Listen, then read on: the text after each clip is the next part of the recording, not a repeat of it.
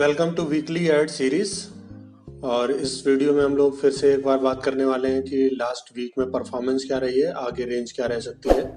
तो अगर आपने चैनल नहीं सब्सक्राइब किया है तो इस चैनल को सब्सक्राइब कर सकते हैं। और मैं हर संडे को वीकली एड का एपिसोड डालता हूं। तो चलिए शुरू करते हैं। अब हम लोग अगर देखते हैं निफ्टी 50 की पास्ट परफॉर्मेंस, पास्ट 1 वीक की परफॉर्मेंस को, तो 1.5 का इसमें राइज देखने को मिला है और 15,923.40 पे, 15,924 कह सकते हैं, 15,924 पे क्लोज दिए लगभग। और बैंक निफ्टी बैंक जो है 35,751 पे 1.94% राइज देते हुए 35,751 पे क्लोज दी है। और इंडिया विक्स को अगर देखते हैं तो इंडिया विक्स की गिरावट देखने को मिली है 9.58। अगर पहले की वीडियोस आपने देखे होंगे तो मैंने यही बोला था कि मार्केट साइडवेज या बुलिश ही रहेगी, क्योंकि बुलिश ट्रेंड में थी इसलिए। अब अगर इसी तरीके से बाकी अगर इसके इंडेक्स चेक करते हैं तो सारे ही इंडेक्सों में राइज देखने को मिला है। निफ्टी 100 हो या निफ्टी 50 हो, सभी में इसमें राइज देखने को मिला है। सबसे ज़्यादा निफ्टी स्मॉल कैप 100 में 4% का राइज देखने को मिलता है। अगर हम लोग देखते हैं तो निफ्टी स्मॉल कैप 100 में, जैसा कि आप लोग स्क्रीन पे देख रहे हैं, 4% का राइज है इसमें। और उसके बाद अगर हम लोग सेक्टर वाइज अगर परफॉर्मेंस की बात करते हैं तो सबसे ज़्यादा जो राइज देखने को मिला है निफ्टी रियल्टी में देखने को मिला है। 8% का राइज रहा है पिछले वीक में। और निफ्टी आई उसके बाद में सेकंड पोजीशन पे निफ्टी आईटी है। आईटी स्टॉक सबसे ज़्यादा इस समय बुलिश मार्केट में सबसे ज़्यादा आईटी स्टॉक भाग रहे हैं। और निफ्टी इंफ्रा में भी तेजी देखने को मिली है। निफ्टी मेटल सेक्टर भी बीच बीच में बुलिश किसी वीक में हो रहा है, कंसोलिडेट कर रहा है, लेकिन निफ्टी मेटल भी ज़्यादातर बुलिश फेज में ही है और इसमें भी तेजी देखने को मिलती है अक्सर। और इसी तरीके से बाकी सारे सेक्टर लगभग लगभग ज़्यादा राइज नहीं दिखाए, लेकिन सारे ही सेक्टर बुलिश रहे पिछले वीक में। लेकिन निफ्टी ऑटो ने सबसे कम राइज दिखाया है और लगभग लगभग जहाँ पे वो ओपन हुआ था वहीं पे क्लोज दिया है। वीकली बेसिस पे इसमें 8 पॉइंट का ही केवल तेजी देखने को मिला है। इसी तरीके से निफ्टी मीडिया की अगर बात करते हैं, सबसे ज़्यादा गिरने वाले सेक्टरों की अगर बात करते हैं तो निफ्टी मीडिया सबसे ज़्यादा गिरने वाला सेक्टर है और पीएसयू बैंक सेकंड नंबर पे आता है वीकली बेसिस पास्ट परफॉर्मेंस अगर देखते हैं तो। इसी तरीके से लास्ट ट्रेडिंग सेशन में अगर एसजीएफ निफ्टी की बात करते हैं तो इसमें गिरावट देखने को मिली है और 15,820 के प्राइस पे ये बंद हुआ है। और नैस्डैक की अगर बात करते हैं तो 14,427 पे बंद दिया है, गिरावट 115 पॉइंट की गिरावट के साथ। लेकिन इसी के साथ अगर हम कल की एक बड़ी खबर के बारे में बात करते हैं तो रिलायंस रिटेल ने 40% का स्टेक लिया है business to business company Justdial में। और 26% का स्टेक ये और भी फ्यूचर में ले सकती है बाई ओपन ऑफर के through, as as per regulation of SEBI.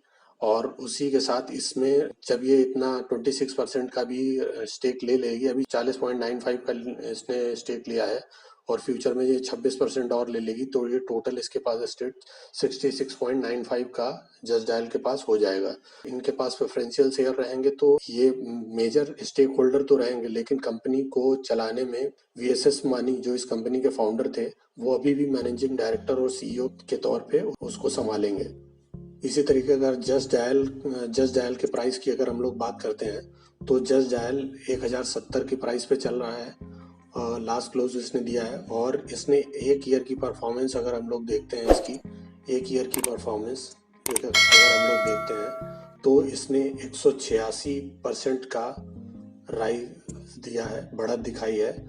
इसी तरीके से अगर रिलायंस की बात करते हैं तो रिलायंस लास्ट क्लोज दिया है 2110 रुपये का और एक साल के में इसका रिटर्न अगर हम लोग देखते हैं तो 9% का ही रहा है, क्योंकि रिलायंस मैक्सिमम टाइम कंसोलिडेट किया है पिछले एक ईयर में।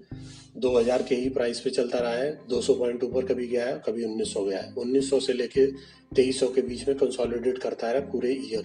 इसीलिए अभी करंट में ये 10% का ही लगभग लगभग राइज दिखा रहा है।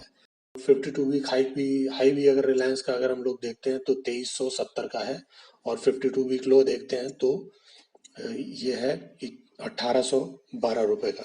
इसी तरीके से आने वाले वीक में रिजल्ट कैलेंडर की अगर हम लोग बात करते हैं तो इसमें जो भी मैं स्टॉक डिस्कस करूंगा ये या तो ज़्यादा इम्पोर्टेंट स्टॉक होंगे या फिर निफ्टी 50 को इन्फ्लुएंस इंडेक्स को इन्फ्लुएंस करने वाले स्टॉकों के बारे में बात करूंगा, या बहुत ही मजबूत कोई स्टॉक है जो मार्केट में काफ़ी जिस चलता हो, उस तरीके के स्टॉक को ही केवल मैं डिस्कस करूंगा। बाकी अगर आपको पूरी लिस्ट जाननी है तो मैंने लिंक डिस्क्रिप्शन में प्रोवाइड किया हुआ है, आप वहाँ से देख सकते हैं। और अगर हम 19 तारीख की बात करते हैं तो 19 तारीख को एसीसी का रिजल्ट आ रहा है, एचसीएल टेक का और एचडीएफसी लाइफ का। इसी तरीके से इंडियन बैंक का भी 19 तारीख को रिजल्ट आ रहा है। 20 तारीख को अगर हम रिजल्ट की बात करते हैं तो Asian Paint, Bajaj Finance, CRISIL और आईसीआईसीआई प्रूडेंशियल का रिजल्ट आने वाला है, और आईसीआईसीआई सिक्योरिटी का भी आने वाला है। ये आईसीआईसीआई प्रूडेंशियल और आईसीआईसीआई सिक्योरिटी काफ़ी मजबूत स्टॉक हैं, इसलिए मैंने इनको इंक्लूड किया है। श्याम मेटेलिक का स्टॉक इसलिए इंक्लूड किया क्योंकि इसका आईपीओ भी आया था, तो इसका आफ्टर लिस्टिंग पहला रिजल्ट है, तो इसको भी आप देख सकते हैं अगर आपने इसमें पोजीशन बनाई हुई है। और इसी तरीके से 21 तारीख में रिजल्ट आने वाले हैं बजाज फिनसर्व का, जुबिलेंट फूड का, पॉलीकैब का और सुप्रीम इंडस्ट्री का। तो अगर आपने इनमें अपनी पोजीशन बनाई हुई है तो इनके रिजल्ट को आप देख सकते हैं। और इसी तरीके से अगर हम लोग 22 तारीख को रिजल्ट की बात करते हैं तो बजाज ऑटो का रिजल्ट आने वाला है, बजाज होल्डिंग का रिजल्ट आने वाला है, बायोकॉन का 22 तारीख को रिजल्ट आने वाला है, चेन्नई पेट्रो का भी आने वाला है, एचयूएल, आईसीआईसीआई लोम्बार्ड, आईईएक्स मतलब इंडियन एनर्जी एक्सचेंज कंपनी है, उसका रिजल्ट आने वाला है। और इसी तरीके से अल्ट्राटेक सीमेंट का रिजल्ट आने वाला है, और 22 तारीख को वॉकहार्ड फार्मा का भी आने वाला है, और इंडिया पेस्टिसाइड का भी रिजल्ट आने वाला है। इंडिया पेस्टिसाइड भी नया स्टॉक अभी लिस्ट हुआ है, 5 जुलाई को ये लिस्ट हुआ था। करंट मार्केट प्राइस इसका 341 है, और ये फर्टिलाइजर एग्रो केमिकल में डील करता है ये। और इसी तरीके से 23 तारीख को आने वाले स्टॉकों की बात करते हैं तो 23 तारीख को जेएसडब्ल्यू स्टील का रिजल्ट आने वाला है, रिलायंस का रिजल्ट भी 23 तारीख को आने वाला है, 23 तारीख का मतलब है फ्राइडे। और यूनाइटेड स्पिरिट का भी रिजल्ट आने वाला है। और यस बैंक का अगर आपने पोजीशन बनाया हुआ है, आप इसमें फंस चुके हैं तो इसके रिजल्ट देख सकते हैं। मे भी हो सकता है इसमें चीज़ें आए, अच्छी चीज़ें आए तो आपको थोड़ी सी उम्मीद जगेगी कि शायद फ्यूचर में आपका स्टॉक निकल पाएगा, अगर आप फंस चुके हैं तो। अदरवाइज कुछ खास इंपॉर्टेंट नहीं है, जिसकी भी पोजीशन यस बैंक में है वो इसे देख सकता है, अदरवाइज कोई बात नहीं है इसको देखने का।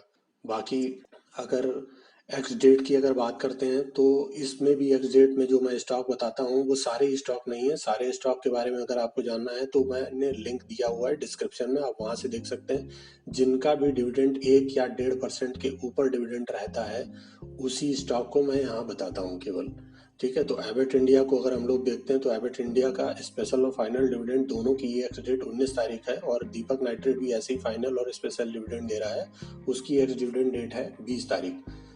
एफआईआई डीआईए की एक्टिविटी के बारे में अगर हम लोग बात करते हैं तो 5 वीक की परफॉर्मेंस अगर इसकी चेक करते हैं तो हम लोग ये देख रहे हैं इसमें, जैसा कि स्क्रीन पे। तो मंडे को अगर हम लोग देखते हैं तो मंडे को एफआईआई ने सेलिंग की है 745 करोड़ की, और ऐसे ही जो मंडे को अगर डीआईआई की बात करते हैं तो 447 करोड़ की इसने बाइंग की है। और मंडे को अगर हम लोग ये देखते हैं तो मंडे को कोई राइज देखने को नहीं मिला है। मंडे की मार्केट जहां पे ओपन हुई थी वहीं पे क्लोज दी है, राइज 0% है दोनों, जैसा आप लोग स्क्रीन पे देख रहे हैं। और इसी तरीके से ट्यूसडे को अगर हम लोग देखते हैं तो ट्यूसडे को 0.8% का राइज रहा था मार्केट में, और 113 करोड़ की बाइंग की थी एफआईआई ने, और 344 करोड़ की बाइंग की थी डीआईआई ने। वेंसडे को अगर देखते हैं तो वेंसडे को भी 0.3% का राइज देखने को मिला था निफ्टी में, और उसी के साथ एफआईआई ने इसमें 1303 करोड़ की सेलिंग की थी उस दिन, और डीआईआई ने 1335 करोड़ की बाइंग की थी। थर्सडे को अगर देखते हैं तो 0.4 का राइज देखने को मिला था क्लोजिंग बेसिस पे, और इसने 264 करोड़ की सेलिंग की थी एफआईआई ने, और डीआईआई ने 439 करोड़ की बाइंग की थी। इसी तरीके से फ्राइडे में अगर हम लोग देखते हैं तो फ्राइडे में 15,923 की क्लोज के साथ इसने 0% का राइज, और अप डाउन ज़्यादा नहीं रहा है, लगभग कंसोलिडेट की है मार्केट। एफआईआई ने इस फ्राइडे के दिन 466 करोड़ की सेलिंग की है, और अगर डीआईआई की बात करें तो उसने 666 करोड़ की बाइंग की हुई है। अगर हम लोग नेट की बात करते हैं तो एफआईआई ने नेट पूरे वीक में 2667 करोड़ की सेलिंग की है। और अगर डीआईआई की नेट की बात करते हैं तो डीआईआई ने 3233 करोड़ की बाइंग की है। और इन दोनों की नेट पोजीशन की अगर हम लोग बात करते हैं तो 565 करोड़ की बाइंग हुई है पिछले हफ्ते में। आगे बढ़ते हैं और निफ्टी 50 का अगर हम लोग चार्ट देखते हैं तो निफ्टी 50 के चार्ट में हम लोग जैसा कि देख रहे हैं, अगर हम लोग वीकली चार्ट इसका खोलते हैं तो वीकली चार्ट में ये पहले तो कंसोलिडेट कर रही थी। ये इसका कंसोलिडेशन 445 से 15923 के बीच में था। तो इसने इसको ब्रेकआउट तो दिया है, लेकिन बहुत ही छोटा ब्रेकआउट है, वो भी लास्ट थर्सडे और फ्राइडे में हुआ था, केवल देखने को मिला था। तो इसलिए इसमें ऐसा कुछ मतलब मजबूती नहीं है ब्रेकआउट में, इसलिए ये नहीं कह सकते कि मार्केट बहुत ऊपर जाने वाली है। अगर हम लोग वनडे का भी, ये वीकली चार्ट खुला हुआ है जैसे कि हम लोग देख रहे हैं, अगर आप यहाँ पे देखेंगे तो ये वीकली चार्ट खुला हुआ है। और अगर हम लोग इसका वनडे का चार्ट भी खोलते हैं तो वनडे के चार्ट में ये इसने ब्रेकआउट दिया था 15 जुलाई, मतलब थर्सडे को, एक्सपायरी वाले दिन। और फिर उसके बाद इसने गैप अप दिया था, लेकिन फिर मार्केट गिरावट में आ गई, तो उसकी वजह से ये लगभग ओपनिंग के टाइम जगह पे ही इसकी क्लोजिंग और ओपनिंग लगभग सेम रही है, तो कोई चेंज देखने को मिला नहीं है। तो इस यहाँ पे मार्केट में अभी मजबूती का ब्रेकआउट नहीं है ये, इसलिए मार्केट है तो बुलिश, लेकिन ऊपर बहुत नहीं जाने वाली है अभी, लेकिन कंसोलिडेट करेगी। तो इसमें 800 का लेवल्स भी बन सकता है अगर हम लोग देखते हैं। ये 800 का एक लेवल बन सकता है, और बाकी फिर नीचे तो अपना 15630 का लेवल एक रहेगा ही, क्योंकि रिसेंट में इसने 15630 का लो बनाया था। इससे अगर 2 वीक पहले की बात करेंगे तो ये इसने लो बनाया था 15670 के लो पे भी, ये बार बार वापस जाती थी। ये वाला जो है, ये पॉइंट जो अगर हम लोग देख रहे हैं कर्सर के पास, यहाँ से भी कई बार मार्केट वापस गई है, लेकिन अभी पिछले वीक में 70 को तोड़ के 30 से वापस गई है। तो 15630 का भी सपोर्ट कह सकते हैं। इसी तरीके से अगर हम लोग बैंक निफ्टी की बात करते हैं और उसका वीकली चार्ट खोल लेते हैं, तो वीकली चार्ट हम लोगों ने खोला हुआ है स्क्रीन पे, कर्सर के पास देखिए वीकली चार्ट खोला हुआ है। और मैंने इसमें अगर हम लोग देखते हैं तो येलो सर्किल जो ये है, ये वीकली चार्ट में कंसोलिडेशन का दिखा रहा है। लॉन्गर टाइम फ्रेम पे अगर हम लोग देखते हैं तो हमारे लेवल्स ये आते हैं 30,351 और 37,841 के बीच में।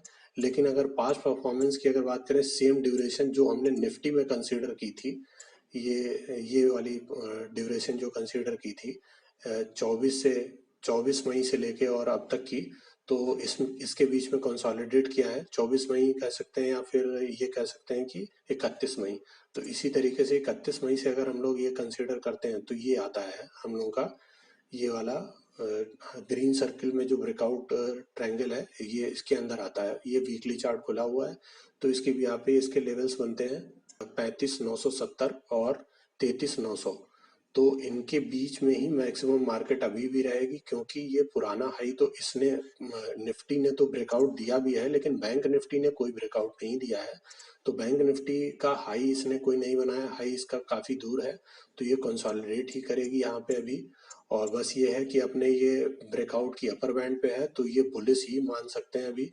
और वहाँ से अगर थोड़ा करेक्शन आएगा यहाँ पे देखने को मिल सकता है। अगर वनडे का चार्ट इसी का खोलते हैं तो उसमें हमें क्लियर दिख सकते हैं कि लेवल क्या हो सकते हैं। तो इसमें वनडे के चार्ट अगर हम लोग खोलते हैं तो पहला लेवल ये 36,461 जो है, 36,461 जो लेवल मैंने बताया है वो पुराने इसके जो रेंज है इसके बिहाफ पे है। अगर हम 30 मिनट का चार्ट जब देखते हैं तो इसमें 36,461, 36,470 के आसपास इसने हाई बनाया था 10 मार्च को। तो 10 मार्च को इसने बनाया, 12 मार्च को इसने हाई बनाया था, उसी का ये रेजिस्टेंस है। इसी तरीके से अगर हम लोग उसके ऊपर के रेजिस्टेंस की बात करते हैं 37,237 का रेजिस्टेंस, तो ये इसने बनाया था 25 फरवरी 2021 को। तो इसलिए ये हम लोगों के लेवल्स हो गए हाई रेजिस्टेंस वाले। अगर हम लोग सपोर्ट की बात करते हैं तो सपोर्ट में अभी हम लोगों के पास 30 मिनट का चार्ट ये ओपन है। 30 मिनट का जैसा हम लोग स्क्रीन पे देख रहे हैं, 30 मिनट के चार्ट में हम लोगों ने ये ड्रॉ किए हैं सारे सपोर्ट एंड रेजिस्टेंस लेवल, क्योंकि अगर हम वीकली एक्सपायरी कर रहे हैं तो हमें 30 मिनट पे देखना चाहिए और उससे लेवल्स ज़्यादा क्लियर दिखाई पड़ते हैं। तो अगर हम सपोर्ट की बात करते हैं तो पहला सपोर्ट तो 35,430 का है, और उसके बाद ये रिसेंट जो इसने लो बनाया था, यहाँ से रिजेक्ट दिया था लो का, तो ये वाला भी आपका एक सपोर्ट बन सकता है 34,848। और दूसरा हो गया, और ये पहला वाला 35,430 था, दूसरा 34,850 के आसपास या 35,840 कह सकते हैं। और तीसरे सपोर्ट की अगर बात करते हैं तो तीसरा सपोर्ट अपना 34,500 के आसपास होगा। अगर इसी तरीके से हम लोग इंडिया विक्स को देखते हैं तो इंडिया विक्स में क्या है कि आपका ये गिरावट चल रही है। इंडिया विक्स में मैक्स इंडिया विक्स गिरावट जो आएगी तो बढ़ने तक की अगर हम बात करते हैं तो पहला इसका रेजिस्टेंस तो 14 का है। 14 रेजिस्टेंस तक तो ये कंसोलिडेट कर सकती है। उसके बाद अगर ये 14 विक्स को ब्रेकआउट देता है तो मार्केट में बहुत ज़्यादा वोलेटिलिटी आ जाएगी, और जिसकी वजह से मार्केट में ज़्यादा गिरावट भी आ सकती है। तो बी अलर्ट ऑन 14 विक्स। अगर वो ब्रेकआउट बड़ी बॉडी कैंडल से देता है तो उसमें आ सकता है काफ़ी बड़ी गिरावट देखने को भी मिल सकती है, लेकिन रिकवरी काफ़ी तेज आएगी क्योंकि मार्केट बुलिश फेज में है। इसी के साथ अगर हम लोग रेजिस्टेंस सपोर्ट निफ्टी और बैंक निफ्टी के लेवल्स की बात करते हैं तो आपकी स्क्रीन पे आप देख रहे हैं कि रेजिस्टेंस इसका 15,950 बैठेगा, और मार्केट लास्ट सेशन में क्लोज 15,924 दी है, तो 15,950 अगला रेजिस्टेंस है, और 16,150 का अगला रेजिस्टेंस इसका रहेगा। और क्योंकि ऊपर तो कोई एरिया है नहीं तो हम 150 सपोर्ट लेवल के हिसाब से मानते हैं, 100 पॉइंट ऊपर तक रह सकती है। इसी तरीके से सपोर्ट की अगर बात करते हैं तो 830 का एक सपोर्ट होगा, 15,830, फिर 15,730, उसके बाद 15,630 का सपोर्ट होगा, क्योंकि 630 के आसपास 633 इसने कई बार बनाई है, तो 630 सपोर्ट हो सकता है। और इसी तरीके से बैंक निफ्टी की अगर बात करते हैं तो 35,755 पे इसने बैंक निफ्टी जो क्लोज दी है 35,751 पे क्लोज दी है एक्चुअल में, तो 35,751 पे क्लोज दी है। तो इसी तरीके से रेजिस्टेंस की अगर बात करते हैं तो 35,990 का रेजिस्टेंस रहेगा, 36,470 का, और 37,240 का, जैसा कि हम लोगों ने डिस्कस किया था इस वाले चार्ट में। तो हम लोगों ने यहाँ पे बताया था कि रेजिस्टेंस जो है पुराने रेजिस्टेंस इसके हैं, क्योंकि मार्केट ऊपर मूव कर रही है। तो फरवरी और मार्च के टाइम पे इन्होंने ये 36,461 और 37,237 का बनाया था हाई, तो यही इसके रेजिस्टेंस रहेंगे। और इसी तरीके से अगर हम लोग देखते हैं बाकी इसके सपोर्ट के लिए तो 35,430 का सपोर्ट रहेगा, 34,840 का, और 34,500 का। अगर नेक्स्ट वीक के रेंज की अगर हम लोग बात करते हैं तो निफ्टी 50 16,150 से 15,650 के बीच में शायद रहनी चाहिए, अगर बहुत बड़ा कोई मूव नहीं आता है तो। लेकिन मार्केट में करेक्शन के बार बार चांस आएंगे, क्योंकि फिर करेक्ट होकर थोड़ी ऊपर जाएगी, क्योंकि विक्स काफ़ी लो है। ज़्यादातर जो FII DII हैं वो ऑप्शन में प्रीमियम मीटिंग कर रहे हैं, इसलिए मार्केट जहाँ पे खुलेगी थोड़ा बहुत ऊपर नीचे मूवमेंट रहेगा, लेकिन क्लोजिंग देगी लगभग ज़्यादा उस पर नहीं देगी। लेकिन जिस दिन ग्रीन विक्स होगा उस दिन वॉलेटिलिटी आ सकती है। और बैंक निफ्टी अगर हम लोग बात करते हैं तो बैंक निफ्टी का रेंज रहेगा 36,500 से लेके 34,840 के बीच में। इसी तरीके से आज का वीडियो समाप्त करते हैं। Thank you.